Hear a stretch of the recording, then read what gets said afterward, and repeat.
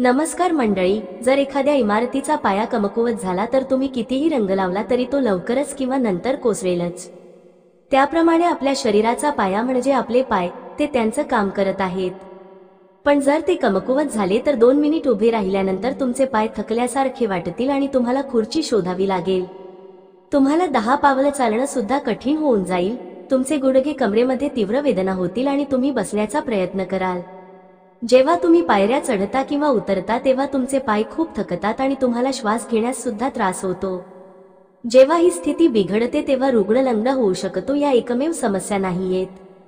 एका अहवालानुसार भारतामध्ये दरवर्षी 60 वर्षांपेक्षा जास्त वयाच्या 3 पैकी 1 व्यक्ती अशा पद्धतीने पडते।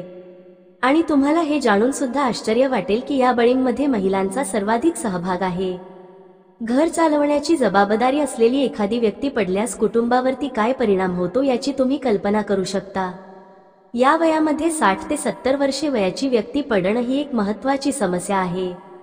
कारण हाडे कमकुवत होतात, स्नायू कमकुवत होतात आणि तुम्ही महिने अंतरुणाला खिळून राहू शकता। आणि त्यासाठी किमान 3 ते 6 महिने सुद्धा लागू शकतात।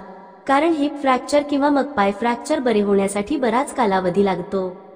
म्हातारपणामध्ये बरं होणं तितकं जलद सोपं नसतं, ते खूप मंद असतं आणि जेव्हा तुम्ही बरे झाल्यानंतर चालता तेव्हा तुम्हाला खूप त्रास होतो। तुमचा आत्मविश्वास सुद्धा कमी झालेला असतो आणि तुम्हाला चालण्याची सुद्धा भीती वाटत असते।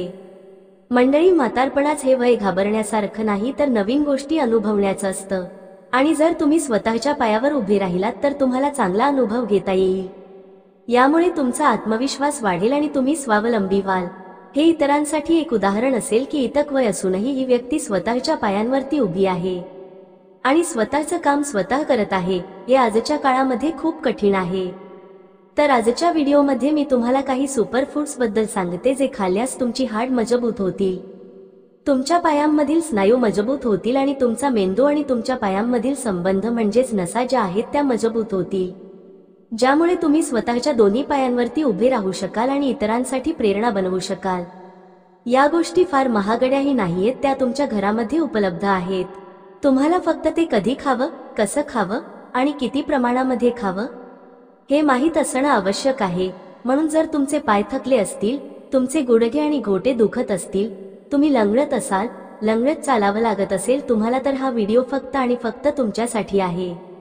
म्हणून जर तुम्ही चॅनलवर नवीन आला असाल तर कृपया करून चॅनलला सबस्क्राईब करा, कारण मी तुमच्यासाठी असेच माहितीपूर्ण व्हिडिओज बनवत असते। पहिला सुपरफूड म्हणजे चणे, ज्याला आयुर्वेदामध्ये बलवर्धनक म्हणजेच बळकटीकरण करणारा पदार्थ म्हणतात किंवा मग चणक म्हणूनही ओळखलं जातं। आयुर्वेदानुसार ते 3 दोष संतुलित करतं: वात, कफ आणि पित्त। मंडळी, जसं आपण वयस्कर होत जातो तसं आपली कंबर किंवा मग पायांमधील स्नायू कमकुवत होऊ लागतात। आपलं शरीर निरोगी राहतं पण आपले पाय पातळ होऊ लागतात, स्नायू आकुंचन पावू लागतात आणि स्नायू कमकुवत सुद्धा होतात। तथापि जेव्हा तुम्ही चणे खाता तेव्हा ते प्रथिने युक्त असतात। 100 ग्रॅम चण्यामध्ये अंदाजे 11 ग्रॅम प्रथिने असतात। चणे खाल्ल्याने तुमचे स्नायू मजबूत होतात, तुमचे हाड मजबूत होतात आणि ते वयाबरोबर खराब झालेल्या ऊतींना देखील दुरुस्त करतात। वृद्धापकाळात उद्भवणारी आणखी एक समस्या म्हणजे थोडं चालल्यानेही पायांना सूज येते। चण्यामध्ये vitamin A, vitamin C, vitamin B, potassium आणि सेलेनियम भरपूर प्रमाणामध्ये असतात। यामुळे तुमच्या पायांना सूज कमी होते आणि जेव्हा तुम्ही चालता तेव्हा तुम्हाला तुमच्या पायांमध्ये हलकेपणा जाणवतो आणि तुम्हाला एक नवीन अनुभव सुद्धा येतो। तुमचे पाय हलके वाटतील तेव्हा तुम्हाला अधिक चालायचं असेल। शिवाय ते कॅल्शियम आणि मॅग्नेशियमने समृद्ध आहे, जे तुमची हाडे आणि स्नायू मजबूत करते, ज्यामुळे ऑस्टिओपोरोसिस आणि ऑस्टिओपेने याचा धोका कमी होतो। याचा अर्थ ते हाडांचा कमकुवतपणा आणि हाडांच्या झीज होण्याचा धोका कमी करतात। त्यात व्हिटॅमिन बी, पॅराडॉक्सिन आणि कोलाइन देखील असतं, जे तुमच्या नसा मजबूत करतं। जेव्हा तुमच्या नसा मजबूत असतात तेव्हा रक्ताभिसरण सुरळीत होतं आणि तुम्ही खाल्लेल्या अन्नातील पोषक तत्वे संपूर्ण शरीरामध्ये वाहत असतात। शरीराच्या प्रत्येक कोपऱ्यामध्ये पोषक तत्व पोहोचवणं हे रक्ताचं काम आहे, ज्यामुळे तुमचे सांधे निरोगी राहतात। या व्यतिरिक्त त्यात भरपूर प्रमाणामध्ये फायबर असतं, जे तुमची पचन संस्था मजबूत करतं। म्हणून आजच बाजारात जा आणि चणे खरेदी करा, ते थोड्या पाण्यामध्ये भिजवा, सकाळी ते चांगले धुवा, मलमलच्या कपड्यात गुंडाळा हवेत ठेवा। ते सुकले की चवीनुसार त्यांना लिंबू, कांदा आणि मिरची घाला, चांगलं मिसळा आणि ते नाश्त्यामध्ये तुम्ही खायला सुरुवात करा। आणि तुम्हाला काही दिवसातच फरक जाणवेल. तुमचे पाय पूर्वीसारखे कमकुवत राहणार नाहीत, परंतु हळूहळू ताकद वाढवतील. आणखी एक सुपरफूड म्हणजे बीट. हो मंडळी, बीट ही एक अशी भाजी आहे जी अनेकदा दुर्लक्षित केली जाते, तरीही ती पोषक तत्वांचा खजिना आहे. आयुर्वेदामध्ये याला रक्त वाढवणार अन्न मानलं जातं. त्यात vitamin C, fibre, thiamine, manganese आणि पोटॅशियम भरपूर प्रमाणामध्ये असतं, जे तुमच्या शरीराला आणि तुमच्या पायांना ऊर्जा प्रदान करतं. जर तुमचे पाय थोडा वेळ उभे राहिल्यानंतर थकत असतील तर बीटचं नियमित सेवन करायला तुम्ही आत्ताच सुरुवात करा. उन्हाळ्यामध्ये ते विशेषतः फायदेशीर आहे कारण त्याचा थंडवा असतो. त्यात नायट्रेट्स असतात जे शरीरामध्ये नायट्रिक ऑक्साईडमध्ये रूपांतरित होतात, ज्यामुळे मेंदूपासून पायापर्यंत रक्तप्रवाह सुधारतो. यामुळे रक्तवाहिन्यांमध्ये रक्त परिसंचन सुधारतं. मंडळी, जेव्हा तुमच्या पायांमध्ये रक्त परिसंचन चांगलं असतं तेव्हा तुम्हाला कधीही मुंग्या येणं, पाय सुन्न होणं किंवा पायांमध्ये कमकुवतपणा जाणवणार नाही. रक्त परिसंचन खूप महत्त्वाचं आहे आणि यामुळे अनेकांना नसांच्या समस्या उद्भवतात. विशेषतः महिलांमध्ये पाय आणि मांड्यांमध्ये निळ्या शिरा दिसायला सुरुवात होते. जेव्हा रक्तप्रवाह चांगला असतो तेव्हा तुम्हाला ही समस्या होणार नाही. त्यात फायबरच प्रमाणही चांगलं असतं, जे तुमची पचनशक्ती सुधारत मजबूत करतं. अशा लोकांनी ते वापरू नये ज्यांना किडनी स्टोन असेल, मधुमेह असेल किंवा उच्च रक्तदाब आहे. त्यांनी त्यांच्या आरोग्य सेवा पदार्थाला किंवा डॉक्टरला विचारूनच बीटचं सेवन करू किंवा नको हे ठरवावं. तुम्ही दररोज अर्धा ग्लास बीटचं नियमित सेवन करावं. तुम्ही त्याचा रस काढून नाश्त्यातही पिऊ शकता किंवा तुम्ही बीटचं तसंही खाऊ शकता किंवा मग बीटचे तुकडे करून त्यावर थोडंस लिंबू आणि काळी मिरी शिंपडून सुद्धा खाऊ शकता.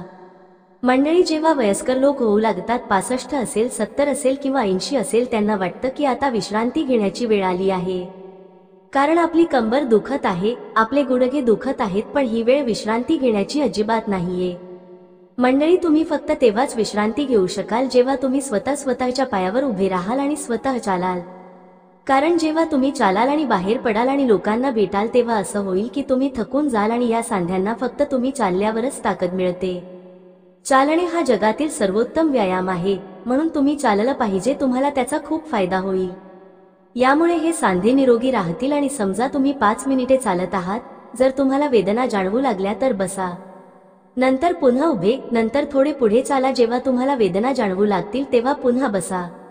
10 मिनिटापासून सुरुवात करा.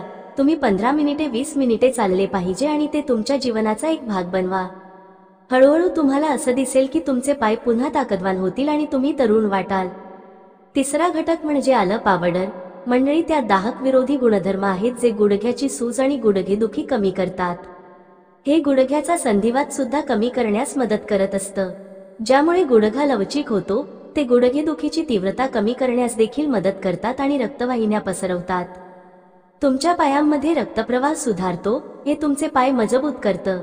जेव्हा तुम्ही ते दररोज कोमट पाण्यासोबत सेवन करता तेव्हा तुमच्या लक्षात येईल की तुमचे पाय आता पूर्वीसारखे कमकुवत राहिलेले नाहीत.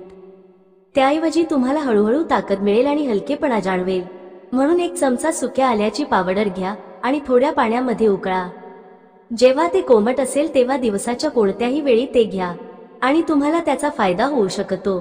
मंडळी, रुग्ण बऱ्याच वेळा क्लिनिकमध्ये येतात आणि कॅल्शियमच्या गोळ्यांबद्दल बोलतात, पण मॅग्नेशियम बद्दल कोणीही कधीच बोलत नाही. मॅग्नेशियम तुमच्या हाडांसाठी आणि पायांच्या स्नायूसाठी देखील खूप महत्त्वाचा आहे. भोपळ्याच्या बियांमध्ये कॅल्शियम आणि मॅग्नेशियम भरपूर प्रमाणामध्ये असतं. त्यांचे नियमित सेवन केल्याने तुमचे पाय मजबूत होतात, त्यांची ऊर्जा वाढते आणि रक्ताभिसरण सुधारतं. प्रोस्टेटच्या समस्या असलेल्यांसाठी देखील हे वरदान आहे. त्यात ट्रिप्टोफॅन देखील असतं जे झोप सुधारतं, कारण वृद्ध लोकांना अनेकदा कमी झोप येते. यामुळे चिंता आणि नैराश्य येऊ शकतं.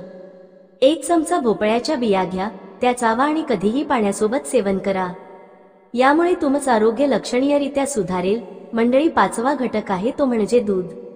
पण जेव्हा आपण 60, 70 किंवा 80 वर्षांचे होतो तेव्हा आपली पचनशक्ती कमकुवत होते, कारण या वयात आपली हालचाल कमी होते, आपली पचन संस्था त्यामुळे कमकुवत होते. म्हणून जर तुम्हाला दूध पिण्यामुळे अपचनाचा अनुभव येत असेल तर दही वापरून पहा. तथापि बरेच लोक आंबट दही, शिळं दही किंवा दुकानातून विकत घेतलेले दही खातात. यामुळे पोटाच्या समस्या उद्भवतात. त्यांना आम्लता, गॅस, बद्धकोष्ठता आणि अनेकांना अतिसाराचा त्रास देखील होतो. म्हणून घरी बनवलेले दही खा. हे दही खूप फायदेशीर ठरेल. त्यात कॅल्शियमचं प्रमाण चांगलं असतं जे तुमच्या पायांची हाडे आणि स्नायू मजबूत करत. यामुळे तुमचे पाय मजबूत राहतात. म्हणून तुमच्या जेवणामध्ये एक वाटी दह्याचा समावेश नक्की करा. तुम्ही ते रायता किंवा लस्सी म्हणून खाऊ शकता. जर तुम्हाला दही पचत नसेल तर ताक वापरून पहा. ताक थोडंसं हलकं असतं आणि तुमचं पोट मजबूत करताना ते खूप फायदेशीर देखील ठरतं. मंडळी, या 5 गोष्टी होत्या. जर तुम्ही या 5 गोष्टी नियमितपणे घेतल्या तर बरेच लोक ते 15 दिवसांसाठी करतात आणि नंतर महिने ते विसरून जातात. पण जर तुम्ही त्या नियमितपणे घेतल्या तर काही दिवसांत तुमचे पाय पुन्हा नवीन ताकद मिळवतील. म्हातारपणामध्ये धैर्य आणि दृढ निश्चय राखणं देखील खूप महत्त्वाचं असतं. तरच तुम्ही स्वतःच्या पायांवर चालण्यास सक्षम असाल, तुमचा आत्मविश्वास दुप्पट होईल आणि तुम्ही इतरांसाठी एक उदाहरण व्हाल. जर तुम्हाला चालताना गुडघेदुखी होत असेल किंवा तुम्हाला कमरेचा त्रास होत असेल तर तुम्ही चालताना तुमचा गुडघा वाकू लागतो किंवा मग डोलू लागतो. जर तुम्ही लंगडत चालत असाल तर तुम्ही काही व्यायाम करावेत. जर तुम्ही व्यायाम केला तर तुमचा गुडघा मजबूत होईल, तुमची कंबर मजबूत होईल. तर त्याच्यामुळे तुम्ही व्यायाम हा निश्चित करावा. तुम्हाला हा व्हिडिओ कसा वाटला हे कमेंट बॉक्समध्ये नक्की सांगा. व्हिडिओ जर आवडला असेल तर व्हिडिओला लाईक, शेअर आणि सबस्क्राईब करायला विसरू नका. धन्यवाद.